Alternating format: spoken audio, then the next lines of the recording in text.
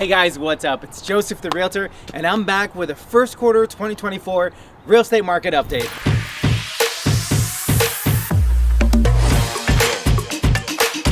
Alright guys, so this video is about a 2024 real estate market update. It's the first quarter of the year. I want to kind of give you guys an update about what's happening with the real estate market. Where do I see it going into the second quarter? Interesting things that have happened this quarter. We're gonna go have lunch with the real estate attorney, my brother, who's also gonna give his take on the real estate market. So stay tuned for that. And right now we're gonna go to two closings.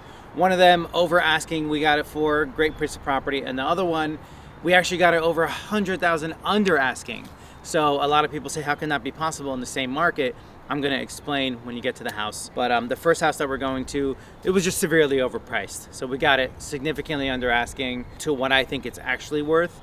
And when you represent a buyer in New Jersey in this market, it's important you know how the market is so that you can guide your clients accordingly, because that house is now worth what they originally had it listed for. But at the time when we made our offer in November, December, it wasn't. So that's why we got it for under asking, but properties appreciate and values fluctuate. So it's very important to know. You're gonna see the house, it's absolutely gorgeous. We're going there next. But for now, check out this septic field. All right guys, so this septic system is for a client. It's being replaced in Bergen County. Usually when you have a septic system, it goes by the bedrooms, not the bathrooms, which is weird, I know, but I guess they go by bedrooms because how many people can live in a bedroom versus how many people use the bathroom. This house was a 3-bedroom septic. It's actually going to a 4-bedroom septic. So this is the septic field. Over there is the septic tanks. This is what the septic field looks like. They dig it out. This septic, the plans and engineering was about $10,000, and then physically installing the septic with all the electrical and permits and everything was another $32,000. So just some numbers throw out there. Obviously, if you do a 5-bedroom septic, the prices are a little bit higher, but I think that's information everybody should know, and just a little tidbit on this video. So this video is filled with little tidbits, so if you're watching this, please make sure you like and subscribe to the channel. Make sure you comment, make sure you like. Let me know if you like the video, let me know if you hate the video, let me know if you hate my guts, whatever. Just comment, it helps me analytically, and I love it.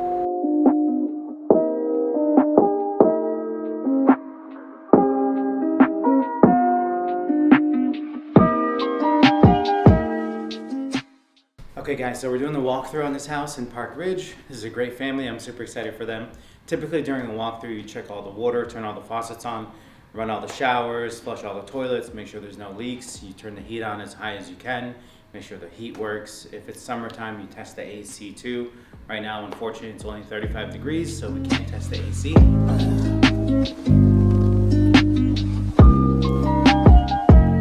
All right guys, we just closed on this gorgeous house in Park Ridge, New Jersey. I'm here with my client and friend, Shadi. Shadi, what's up?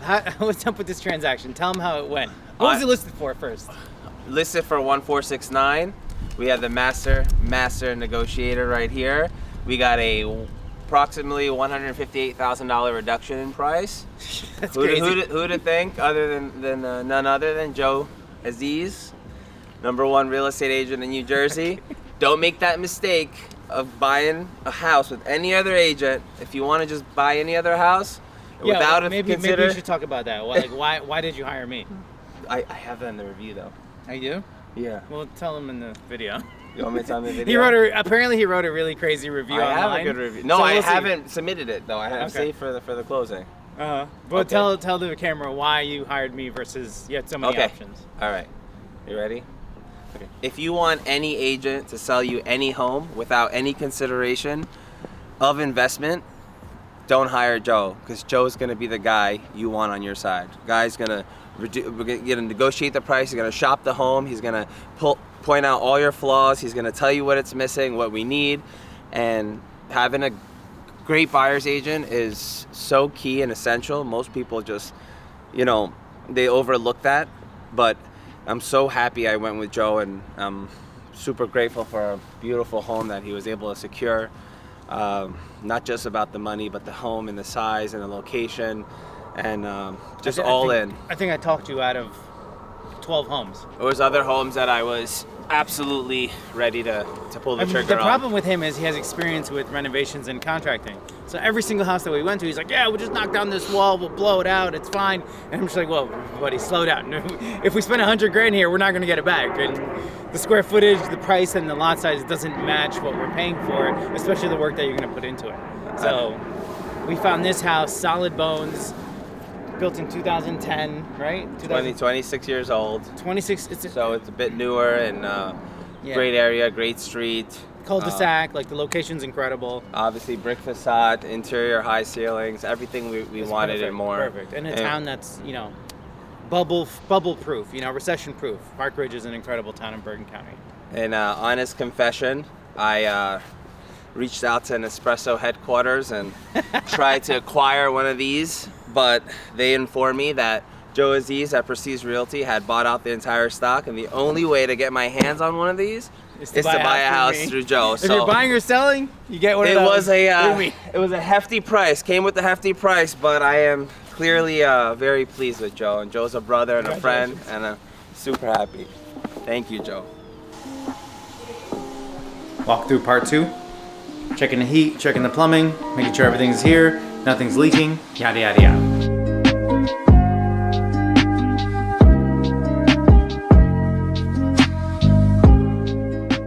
Guys, so we just left that house. That house was kind of a unique situation, and I have to say, like, I'm really blessed to have like a following of people on YouTube and Instagram and LinkedIn and Twitter and all that, because I have people that just trust me, and I gotta say, like, I don't want to take that lightly, but sometimes you're in a weird position as a realtor when as a realtor that, oh my God, I've looked at 60 homes this month, and I know that this one home is the perfect home for this client, but this is the only home they've seen. So how do you say that to a client, get them to trust you, go 100,000 over asking, and it's only the first house they saw?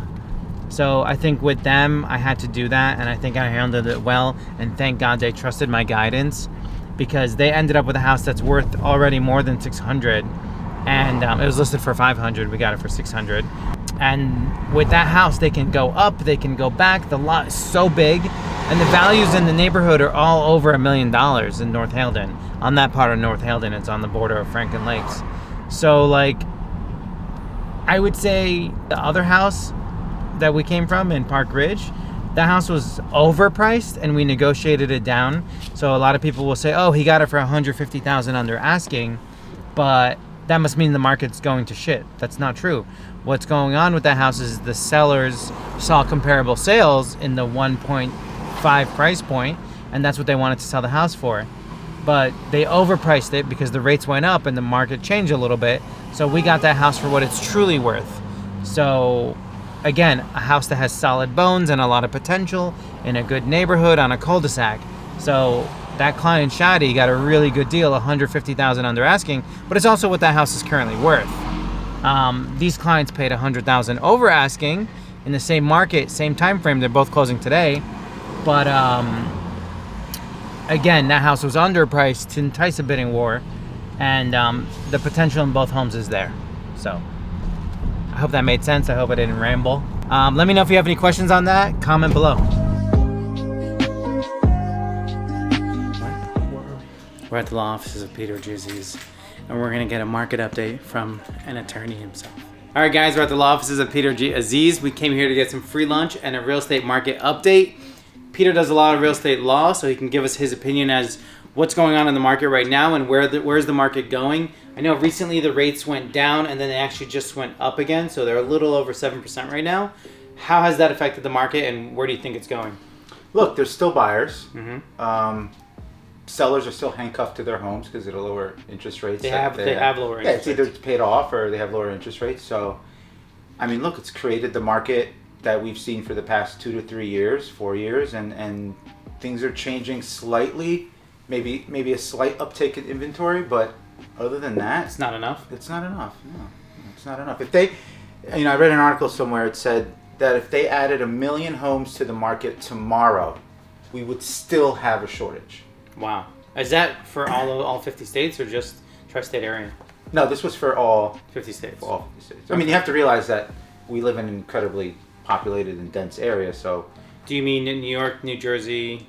Tri-state area. Tri-state area, yeah. So we're in our own little bubble, I would say, because it's more expensive to buy a home here. Interest rates are a little bit lower, but the cost of living is significantly higher. But there's more jobs in this area, et cetera, et cetera. So I think that drives the market. But you're also seeing a lot of people leave Jersey too. Like I have a lot of my sellers, I would say probably half, are going out of state. So that tells you something too. But they're cashing in and they're going to markets. Cashing out. Well, they're cashing in on their equity. Cashing on their equity by selling their house and then just moving somewhere cheaper to live.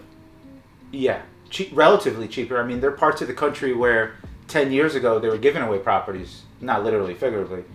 Okay. But now, you know, people are selling their homes that they never thought they'd get this kind of money for, and they're going to maybe spend the same amount of money in another state, but they get a lot more bang for their buck. Yeah. You know? Okay. Yeah, I guess. I mean, I got to be honest. Like the inventory that I'm selling now is either people that are downsizing or kids selling off estates or divorce. You know, the type of inventory that's coming to the market is inventory that has to come to the market. The people that have a 2.5% interest rate that bought anywhere in the last 5 years, they're not really selling. I just had an empty nester, a couple selling their house. They want to move, and the buyer came up with some inspection requests. They found out that there was an abandoned septic, and the seller said, "Well, I'm not going to do anything. And if you want it, you want it. If you don't want it, don't take it. We just won't sell our house. We'll stay here." Yeah. They're actually going to another state to rent, and their rent in that other state is more expensive than their mortgage. Well, they don't have a mortgage. Yeah, They have to pay it off, but then the taxes and the insurance. So it's creating a very interesting market. Yeah, we just had that situation too where we were selling a house and there was a mismatch with the HVAC unit, the central air, and the system, the handler, and it needed a brand new roof, and that was like a $40,000 ticket to fix, and we requested it was a $50,000 ticket to fix, and we requested a $20,000 credit. Wow. And they basically told us to go scratch because they really were having a hard time going into a rental. So, all right, where do you see the market going in the next 6 months? You know, I don't have a crystal ball. Oh, God. I don't. But it is an election year. Mm-hmm. And if you talk to any realtor, the best time to buy is yesterday, and the best time to sell is tomorrow. So basically, whatever the realtor. It really doesn't answer the question. No, so you think rates are going to go down and the market's going to get crazier, harder to buy for buyers, better for sellers? I really think things are going to stay the way they are for a while. I think that there simply isn't enough inventory. Mm-hmm. There's a ton of buyers. Mm-hmm. People don't realize that there's not that much land left in New Jersey. A lot of land is preserved. A lot of land is unbuildable. Mm-hmm. New Jersey has a ton of wetlands issues. So, you know, as homes continue to get built, which is not nearly as much as the demand calls for, people are going to continue needing new homes. Yeah. New households are forming. It's just, I mean, I will say, like, I have a listing that's sitting right now because of its location. So if a house is not in a good location, or if it's in a flood zone or whatever, it won't sell as quickly as a house that has a nice level lot, big size lot, and it has the square footage. It's not too old. It's 1960s or newer, and it has a lot of potential, or it's renovated, or it's brand new construction. Those homes are flying off the market, multiple offers. But the shitty inventory, so to speak, is taking a little bit longer to sell. But honestly, everything sells. It eventually sells. So yeah, I don't know. I think if you're in the market to buy and you find a house that suits your needs, buy it. That's my take.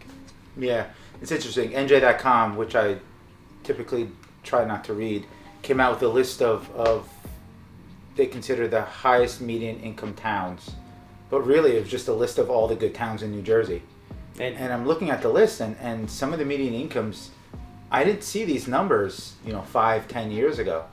And it goes to show you that a lot of these towns are becoming gentrified, and there's higher income couples or families moving into the neighborhoods. That's changing the dynamic of the town. Yeah, I think that in turn will cause, I sent it in the group chat, that in turn will cause the market to continue to go up, because if people can afford it, they're going to buy it. They say, what's my house worth? Your house is worth, I mean, obviously there's market analysis, but it's worth what someone's willing to pay for it. Yeah. And sometimes I see these posts on Instagram, house sold for $250 over asking, and people are commenting that's somebody thought that was wise to do. I saw that post too on a house in what was it, Waldwick? I believe it was Waldwick, and another one in Montclair. Everything goes over. A lot of times you'll see that it's just a realtor underpricing the house, so it's not crazy that it sold 200 grand over asking. It just sold for what it's worth. You know, if a realtor does comparable sales and they're pricing it well under the other comparable sales, that's what's going to happen. I think that there are specific properties that have unique characteristics that if you're buying it for $1.2 million and it appraises for $1.1 million and you have to come out of pocket $100,000, I think depending on that house, the value will catch up as long as the product is good. Have you had anything under appraised where the buyer still moved forward? Usually in the $1 million and up market, they anticipate an under appraisal and they already account for it in their finances. You know, for the most part, that buyer is pretty savvy. They're buying $1 million plus home for a reason. So usually they anticipate those issues, and then you could massage the loan amount, you know, to compensate for it as well. So meaning you put less money down and meet the difference of the appraisal. Yeah. A lot of people don't know about that, but that's what happens. If you're putting 25% down and the house under appraises, you put 20% down and use that 5% towards to meet the gap. Yeah. Because when you close on a house, now you're your own comp. You're your own comparable sale. So just something to think about. Where do you think the market, so when you say it's going to stay like this for a long time, you think it's going to stay like this for another 6 months, a year, 2 years, 5 years? It's really hard to speculate. Yeah. I mean, I don't think the demand is going anywhere. I don't think rates are going to go down to 2.99%. I don't think that's going to happen. Yeah. You know, just the way the economy works, it won't allow for it. Yeah. But I think if rates even tick down to 5.5%, even 6%, honestly, the amount of buyers that are going to enter the market. I mean, the luxury space, you know, $2 million, $3 million, $4 million and up, they're not going to care what the interest rate is for the most part. Yeah, because they're doing like 7-year arms. For the most part, yeah. Well, you know. Large down payments. They get better deals from like banks direct, or they want to keep the money in house. What about commercial real estate? They were talking about like a commercial real estate crash because all these loans are coming due.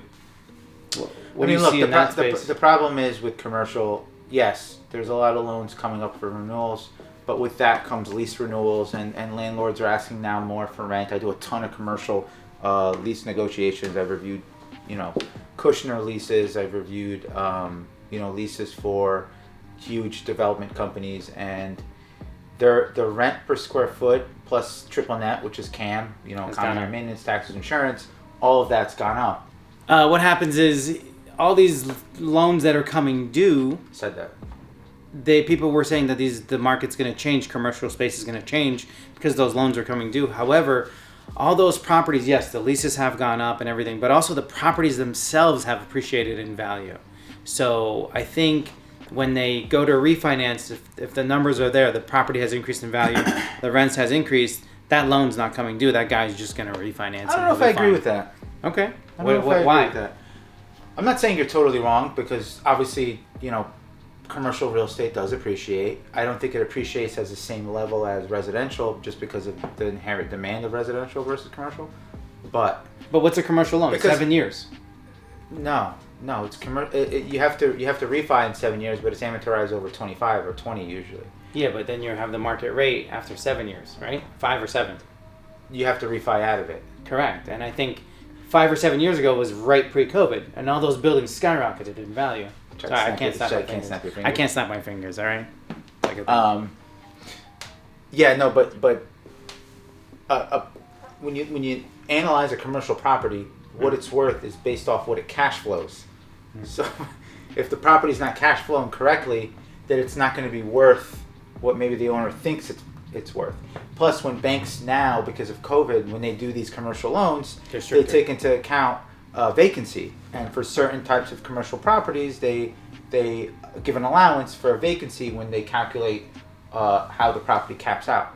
So I don't know if I agree, because if the rents are low and they've been historically low, and tenants are tied into long-term leases, and the increases don't correlate with the market trends with rising interest rates and everything else, then the property is simply not worth it. I've looked at numerous commercial properties. I mean, we've looked at a bunch. Yeah. And we look at the numbers, and it just doesn't make sense. You're not even breaking even. You're not breaking even, 25% and you have to put down 40% for it to make sense. And the banks are reluctant to give the loan out. So, when I tell them, is there any way to massage this? They're like, no, you got to put down 35, 40%. And you shouldn't be coming out of pocket. You certainly shouldn't be breaking even. There should be Especially some type of cushion space. To account for that. But listen, real estate is a holding game, right? Buy and hold. You buy and hold. There's for the most part no such thing as overpaying. You just have to keep it a little bit longer. Yeah. Given, obviously you have to take into account your circumstances, but I think with commercial, I think things are getting a little awkward. That's the word I would use. They're awkward. Because you have these beautiful, I've seen a ton of beautiful properties, and I'm like, wow, look at all these tenants. And then I'm like, taxes are atrocious. Yeah. The interest rate on it doesn't make sense. Sellers asking for a crazy number. Yeah. But it's sitting. I mean, how many beautiful commercial properties are just sitting? So what would be your recommendation to somebody who has like $250,000 they want to invest? What do you advise they buy? Mixed use, commercial, residential? What would you buy? Go put it in an index fund. Just let it ride. Ignore that. Buy real estate. Don't ignore that. Go put it in an index fund. Let it ride. Damn. Bet for me, but he's right. For now, I mean, you don't. Look, if you're looking for a personal home, if it makes sense to you, I talk to buyers all day long, and they're always like, "Well, what do you think?" I don't know. I'm not paying your mortgage. Yeah. So if it makes sense to you, like I had a buyer, the house needed a new boiler and it needed a new roof eventually, and I'm like, well, do the math, see what that's going to cost you. If you can afford to do it and you really like the house, then it is what it is. Yeah. If your wife loves the house, then you have no choice. It is what it is. All right. Well, thank you so much. On that note, You're welcome. We're gonna finish the I vlog. thought you were. Thanks for watching.